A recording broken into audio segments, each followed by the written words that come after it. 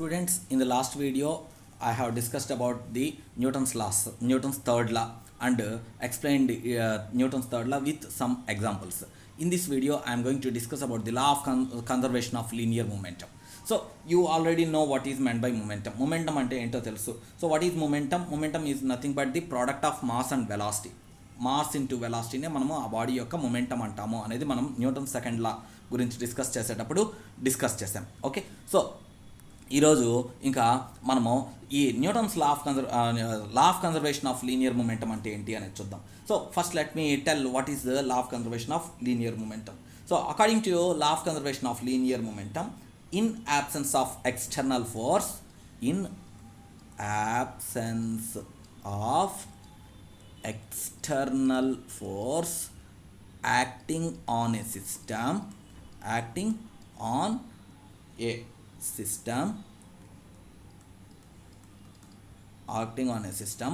total linear momentum of the system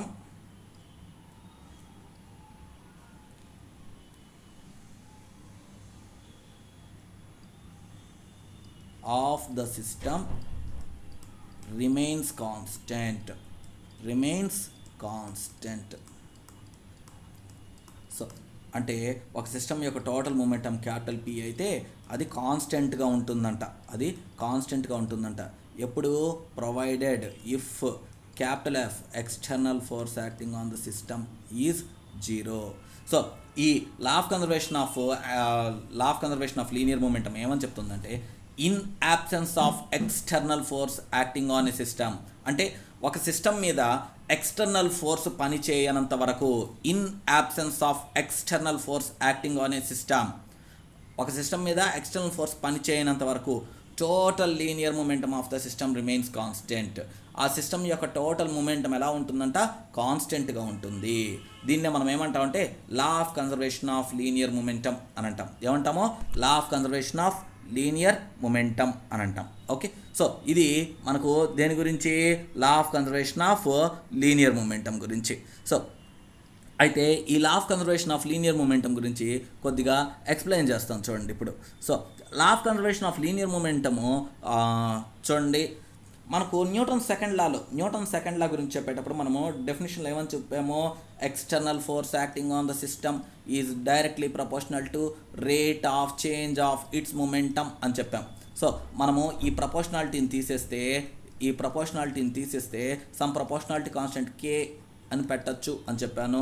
so మనము కే value 1 అని కనుక్కున్నారు కాబట్టి ఈ F external is equal to delta P by delta T అవుతుంది అనేది నేను మీకు అక్కడ చెప్పాను, అవునా? సో మనకు సపోజ్ ఎక్స్టర్నల్ ఫోర్స్ 0 అయిందనుకోండి, అంటే if external force acting on the system 0 అయిందనుకోండి, అప్పుడు మనకేమవుతుంది? మనకు ఈ పైన ఈక్వేషన్లో సబ్స్టిట్యూట్ చేస్తే ఎఫ్ ఎక్స్టర్నల్ 0 కాబట్టి delta P by delta T కూడా 0 అవుతుంది. అంటే డెల్టా పి ఈక్వల్ టు 0 అవుతుంది. అంటే పి ఏమవుతుంది? 0 కాదు, చేంజ్ ఇన్ మొమెంటం 0. మీకు ఒక ఎగ్జామ్లో 15 మార్క్స్ వచ్చాయనుకోండి, సెకండ్ ఎగ్జామ్లోనూ 15 మార్క్స్ వచ్చాయనుకోండి, మీకు ఎన్ని మార్క్స్ వచ్చినట్లు? 15. కానీ చేంజ్ ఇన్ మార్క్స్ 0. సో మార్క్స్లో చేంజ్ 0 అంతే, మార్క్స్ 0 అని కాదు. మార్క్స్లో చేంజ్ 0, మార్క్స్ మాత్రము సేమ్. అలాగే change in momentum equal to 0 అంటే మొమెంటం ఎలా ఉంటుంది? Momentum is constant. మొమెంటం ఎలా ఉంటుంది? కాన్స్టెంట్గా ఉంటుంది.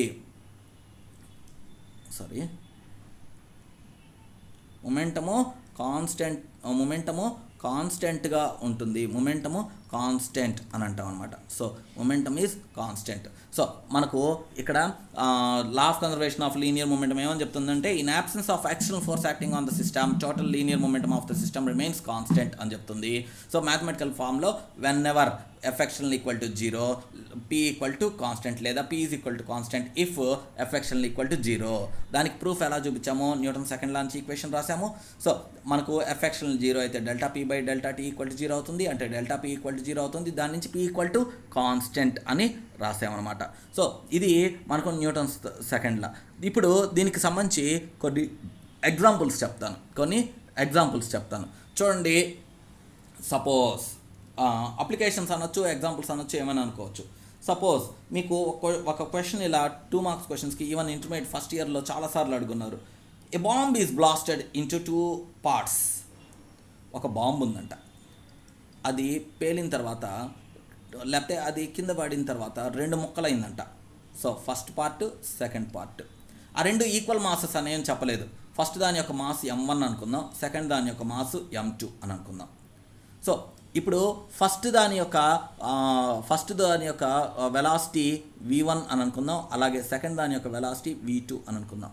ఫస్ట్ దాని యొక్క వెలాసిటీ v1, సెకండ్ దాని యొక్క వెలాసిటీ v2. సో ఇప్పుడు మనకు ఏమవుతుందో చూద్దాం. చూడండి, స్టార్టింగ్లో ఈ బాంబ్ ఎలా ఉంది, రెస్ట్లో ఉంది, అంటే initial velocity is 0. So total mass ఎంత బాంబుది, m1 ప్లస్ m2.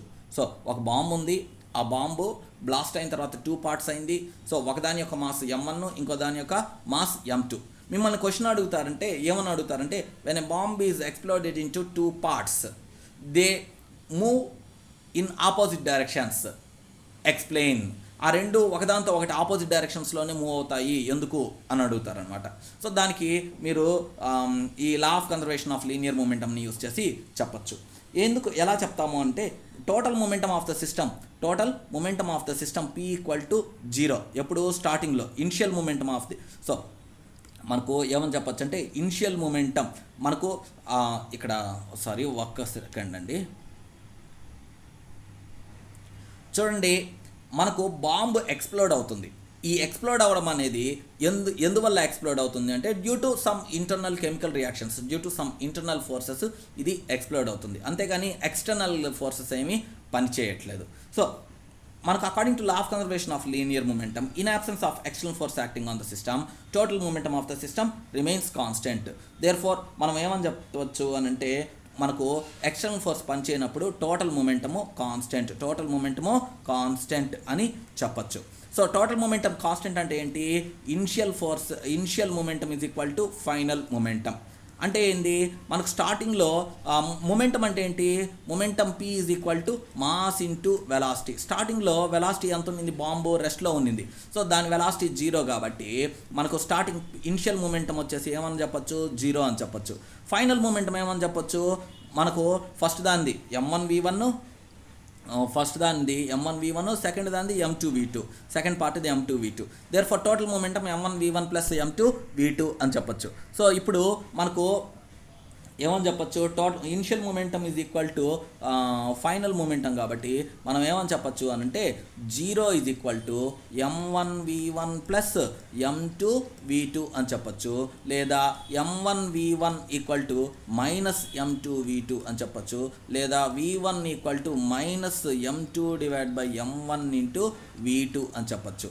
దేర్ఫోర్ మనము ఇక్కడ మైనస్ సైన్ ఏం రిప్రజెంట్ చేస్తుంది, ఇక్కడ ఉండే మైనస్ సైన్ ఏం రిప్రజెంట్ చేస్తుంది అంటే, it represents that the direction of velocity of the first body is opposite to the velocity of the second body. So మనకు అక్కడ నెగిటివ్ సైన్ ఈక్వేషన్లో ఏం క్లియర్గా చెప్తుంది అంటే, ఫస్ట్ బాడీ ఏ వెలాసిటీతో అయితే పోతుందో దానికి ఆపోజిట్ డైరెక్షన్లో సెకండ్ వెలాసిటీ ఉంటుంది అని చెప్తుంది. సో దీన్ని బట్టి మనం ఏమని చెప్పచ్చు అని అంటే, మనకు బాంబు ఎక్స్ప్లోడ్ అయిన తర్వాత మనకు 2 బాడీస్, వాటి మాసెస్ ఈక్వల్ కావచ్చు, వేరే కావచ్చు.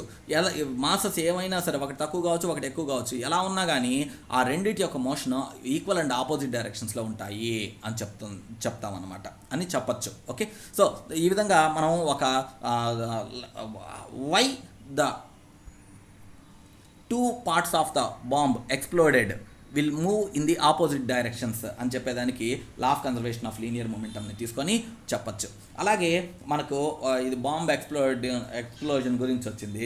నెక్స్ట్ మనకు ఒక రాకెట్ మోషన్ని నేను మీకు న్యూటన్స్ థర్డ్ లా చెప్పేటప్పుడు చెప్పాను. For each and every action there is equal and opposite reaction కాబట్టి గ్యాసెస్ బాటమ్ నాజిల్లోంచి ఫాస్ట్గా బయటకు వస్తే దానికి ఆపోజిట్ డైరెక్షన్లో రాకెట్ అప్వర్డ్ డైరెక్షన్లో మూవ్ అవుతుంది అని చెప్పాను. సో యాక్చువల్గా ఇక్కడ suppose m1 is the mass of the rocket, m1 is the mass of the rocket, అలాగే v1 is the velocity of the rocket, m2 is the mass of the gases coming from the nozzle, bottom nozzle అని అనుకుందాం. అలాగే v2 is the its velocity అని అనుకుందాం. So స్టార్టింగ్లో gases rocket లోపల ఉండేటటువంటి combustion ఛాంబర్లో గ్యాసెస్ బర్న్ అవ్వన ముందర అవన్నీ రెస్ట్లో ఉంటాయి కాబట్టి టోటల్ మూమెంటం బిఫోర్ 0 ఉంటుంది.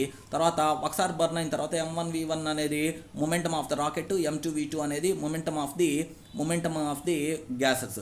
సో దీని నుంచి velocity of the rocket equal to minus m2 divide by m1 into v2 minus m2 divide by m1 into v2 అని రాయొచ్చు. సో దీన్ని బట్టి మనకు గ్యాసెస్ ఏ డైరెక్షన్లో మూవ్ అవుతాయి, దానికి ఆపోజిట్ డైరెక్షన్లో మనకు ఏమవుతుంది, రాకెట్ మూవ్ అవుతుంది అని చెప్పచ్చు అనమాట. అలాగే ఇంకొక ఎగ్జాంపుల్ మనం ఏం చెప్పచ్చు అని అంటే, మనకు సోల్జర్స్ ఎప్పుడు కూడా గన్స్ని వాళ్ళ షోల్డర్స్ మధ్యలో ప్లేస్ చేసుకుంటారు, అంతేగాని వాళ్ళ గుండెల మీద ఉండేటట్లు ప్లేస్ చేసుకోరు. సో ఎందుకు ఇలా వాళ్ళ మనకు షోల్డర్స్ మధ్యలో అంటే వాళ్ళు సంకలో పెట్టుకుంటారు అనమాట. ఎందుకు పెట్టుకుంటారు ఇలా షోల్డర్స్ మధ్యలో ఎందుకు గన్ని ప్లేస్ చేసుకుంటారు అని అంటే, వాళ్ళు బుల్లెట్ మనకు గన్ ఉంటుంది, ఆ గన్ వచ్చేసి చాలా హెవీగా ఉంటుంది. గన్ వచ్చేసి చాలా హెవీగా ఉంటుందన్నమాట. సో మనకు ఆ హెవీగా ఉంటుంది, దాని లోపల గన్ లోపల ఏముంటుంది, బుల్లెట్. సో బుల్లెట్ యొక్క మాస్ m1 అనుకుందాం, గన్ యొక్క మాస్ వచ్చేసి m2 అని అనుకుందాం. సో గన్ యొక్క మాస్ చాలా ఎక్కువగా ఉంటుంది, బుల్లెట్ యొక్క మాస్ చాలా తక్కువగా ఉంటుంది. సో ఈ రెండు ఫైరింగ్కి ముందర ఎలా ఉంటుందంటే రెస్ట్లో ఉంటాయి, కాబట్టి initial velocity u equal to 0 అని అనుకోవచ్చు. ఫైరింగ్ తర్వాత బుల్లెట్ ఏమవుతుంది, ముందుకు పోతుంది, అవునా. సో ఎక్కువ వెలాసిటీ తోటి v1 వెలాసిటీ తోటి ముందుకు పోతుంది అనుకుందాం. మరి గన్ ఏమవుతుంది, గన్ యొక్క వెలాసిటీ v2 ఎంత అనేది క్వశ్చన్ చేసుకున్నామంటే, లా of conservation of linear momentum apply చేసుకున్నామంటే, సో మనకు initial momentum is equal to final momentum అనేది ఈక్వేషను. సో ఇనిషియల్గా ఆ రెండు రెస్ట్లో ఉన్నాయి కాబట్టి ఇనిషియల్ మూమెంటం వచ్చేసి 0, ఫైనల్ మూమెంటం ఎంత అంటే m1 v1 plus m2 v2. So మనకు కావాల్సింది ఏంది, v2 వాల్యూ ఏమవుతుందంటే minus m1 v1 divide by m2 అవుతుంది. m1 అంటే ఏంది, మాస్ ఆఫ్ ది బుల్లెట్ చాలా తక్కువగా ఉంటుంది. సో చాలా తక్కువ వాల్యూ ఇంటూ v1 అనేది ఏంది, వెలాసిటీ ఆఫ్ ద బుల్లెట్, అది చాలా ఎక్కువగా ఉంటుంది. సో ఈ m1 v1 divide by m2 velocity తోటి బుల్లెట్ యొక్క డైరెక్షన్ ఆఫ్ మోషన్కి ఆపోజిట్ డైరెక్షన్లో గన్ యొక్క మోషన్ ఉంటుంది, అదే ఇక్కడ మనకు నెగిటివ్ సైన్ రిప్రజెంట్ చేసేది. So the direction of motion of the gun is exactly opposite to the direction of motion of the bullet. దీన్ని బట్టి మనకేమర్థమవుతుంది అని అంటే, మనకు సోల్జర్ కానీ గన్ని గుండెల మీద పెట్టుకుంటే అది గుండెల లోపలికి వెళ్ళిపోతుంది. సో అది ఆ సోల్జర్కి ప్రమాదం కాబట్టి he always keep his gun in the shoulders, so that మనకు ఏమవుతుంది అని అంటే he will be in safe position, ఓకేనా. సో అందుకే ఈవెన్ పిస్టల్ తోటి కాల్చేటప్పుడైనా కానీ, ఇది నేను ఇప్పుడు చెప్పింది చాలా పెద్ద గన్ను, పిస్టల్తో కాల్చేటప్పుడైనా కానీ మనకు బ్లాస్ట్ చేసిన తర్వాత గన్ను వెనక్కి ఆ గన్ను కాల్చిన వాడు వెనక్కి లాగుతాడు అని అనుకుంటారు, కానీ యాక్చువల్గా గన్ను కాల్చిన వాడు వెనక్కి లాగడు, ఆ గన్నే ఆ హ్యాండ్సే వెనక్కి వస్తాయి అనమాట, ఆ గన్నే వెనక్కి వచ్చేస్తుంది అనమాట. సో ఇదంతా ఎందుకు అని అంటే, law of conservation of linear మూమెంటమ్ని ఒబే చేస్తూ ఒబే చేస్తూ ఇవన్నీ జరుగుతాయి అనమాట. సో ఈ 3 ఎగ్జాంపుల్స్, రాకెట్ మోషన్ కానివ్వండి, బాంబ్ బ్లాస్టింగ్ కానివ్వండి, ఈ గన్లోంచి బుల్లెట్ బయటకు రావడం కానీ, ఈ 3 కూడా మనం దేని ద్వారా ఎక్స్ప్లెయిన్ చేయొచ్చు అంటే, మనం on the combination of Newton's third law and law of conservation of linear మూమెంటమ్ని బేస్ చేసుకొని ఎక్స్ప్లెయిన్ చేయొచ్చు. సో ఈ 3 కేసెస్లో కూడా మనకు రాకెట్ ఒక డైరెక్షన్లో పోతే గ్యాసెస్ ఇంకో డైరెక్షన్లో పోతున్నాయి. For each and every action there is equal and opposite reaction అని. సో బాంబ్ బ్లాస్ట్ అయిన తర్వాత ఒక పార్ట్ ఒక డైరెక్షన్లో పోతే ఇంకోటి ఎగ్జాక్ట్లీ ఆపోజిట్ డైరెక్షన్లో పోతుంది. బుల్లెట్ ముందుకు పోతే గన్ను వెనక్కి వస్తుంది. ఇవన్నీ కూడా న్యూటన్స్ థర్డ్ లాని యూజ్ చేసి కూడా చెప్పచ్చు. అయితే ఎంత వెలాసిటీతో వెనక్కి వస్తుంది అనే దానికి law of conservation of linear మూమెంటమ్ని వాడుతున్నాం. Okay, in the next class I will discuss, in the next video I will discuss very interesting concept of impulse. Impulse అంటే ఏంటి, దాని అప్లికేషన్స్ ఏంటి అనేది in the next video I will discuss. Thank you.